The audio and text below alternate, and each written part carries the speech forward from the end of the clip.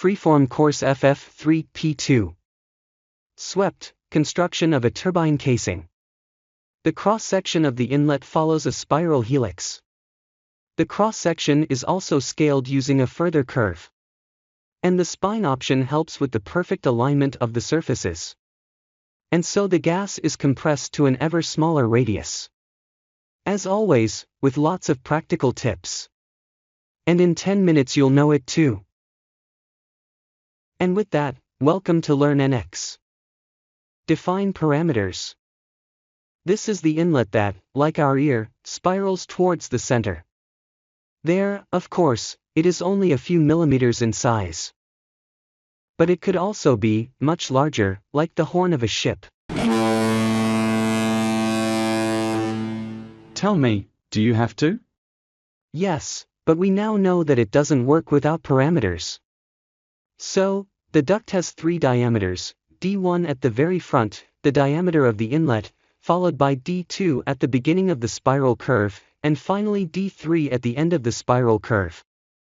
At the beginning, for example, the spiral curve has a radius of 50 millimeters. In the end, it is the sum of the initial radius, the radius of D3, the material thickness, an additional safety distance, and the radius of D2. These few parameters control the geometry. By the way, to obtain more precise surfaces, the tolerances under modeling preferences should be set to 0.001 mm and 0.1 degrees. Create helical curve. Spiral curves can also be created using the helix command. Select the option cubic as the law type and enter the start radius and end radius here.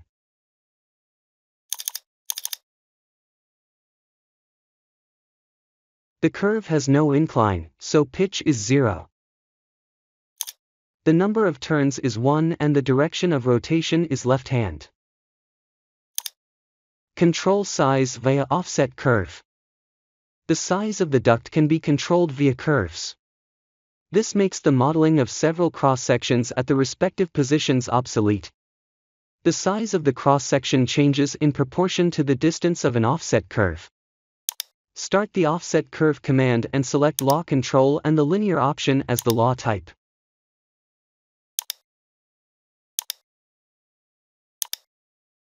The initial distance is D3 divided by 2, and the final distance is D2 divided by 2.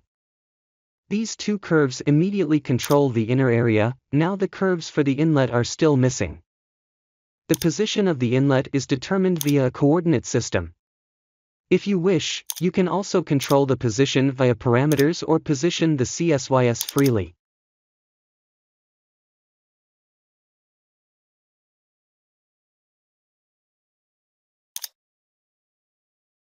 A sketch with 2 vertical lines is created on this coordinate system.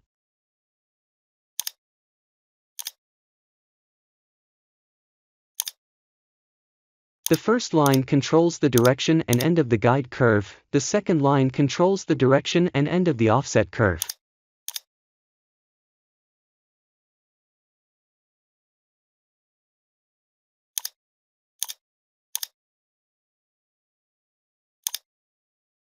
Create a parameter with add, remove expression, and convert it into a diameter.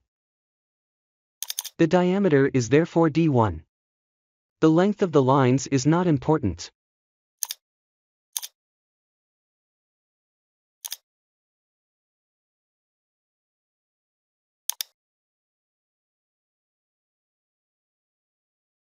Connect curves with bridge curve. The tangential transition between the lines of the sketch with the spiral curve and the offset curve is made by bridge curves. Select the start object and the end object, and pay attention to the setting G1 for the start and for the end.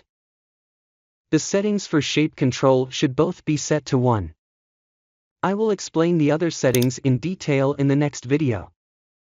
The second gap is closed in the same way. This completes the guide curve and the offset curve.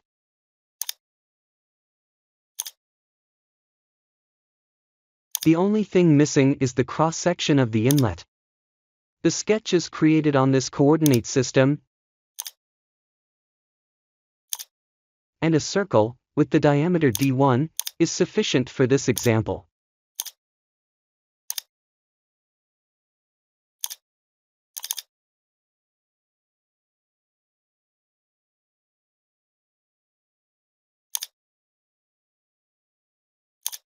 Swept with spine. In the swept command, the circle is selected as the section curve,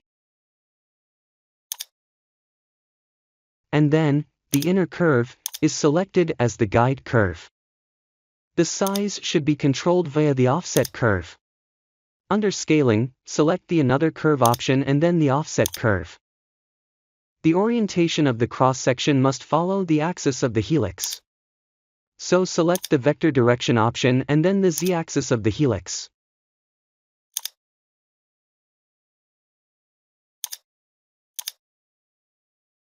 What happened?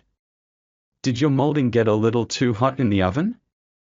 No, the orientation of the cross-section is not yet sufficiently defined. As already shown, the orientation can be defined using the orientation method, in this case the z-axis. But in the area of the inlet, this cannot work via the vector direction alone. The incorrect alignment is clearly visible in isoparametric curves. The cross-section tilts to the left or right without sufficient guidance. This also causes the offset curve to be interpreted incorrectly for scaling. The section curve must therefore also be guided. The guide curve serves as an additional guideline, also known as the spine curve.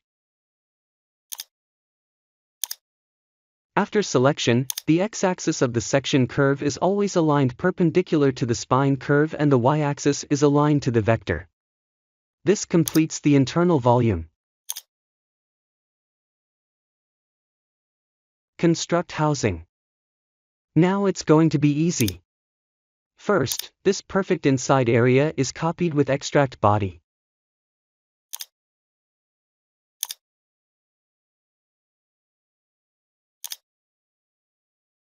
The copy is renamed inside and hidden.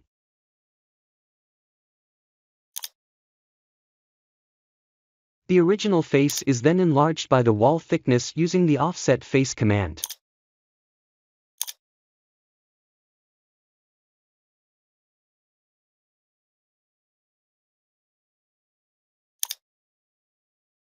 But now the ends of the body overlap, the end protrudes into the beginning. As the body cannot be connected to itself, it is divided into three parts. To do this, a datum plane is created at 45 degrees. And then, the bodies are separated with split body.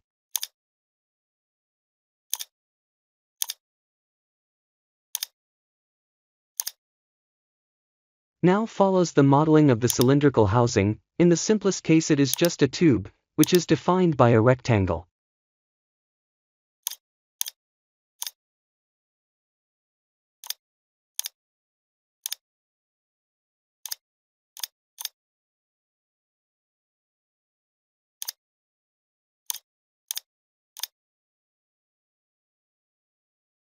This looks a little simple now, but is usually more complex in practice, but it is sufficient to show the next steps.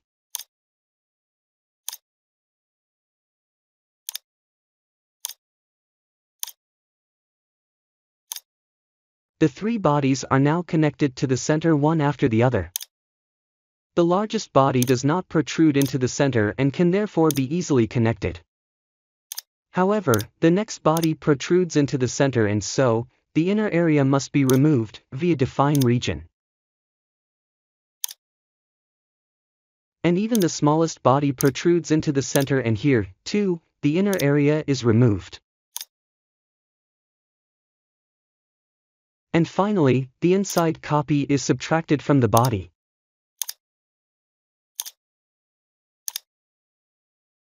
This completes the inlet. The section clearly shows how the horn winds around the center.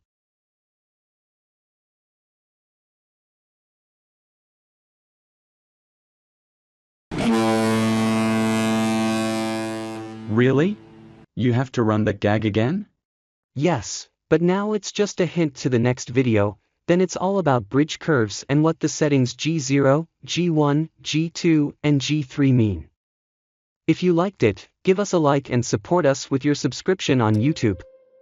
But if you have any questions about the video, write to us in the comments on YouTube or email me directly at info@learnnx.com. We would be happy to support your project, even on site.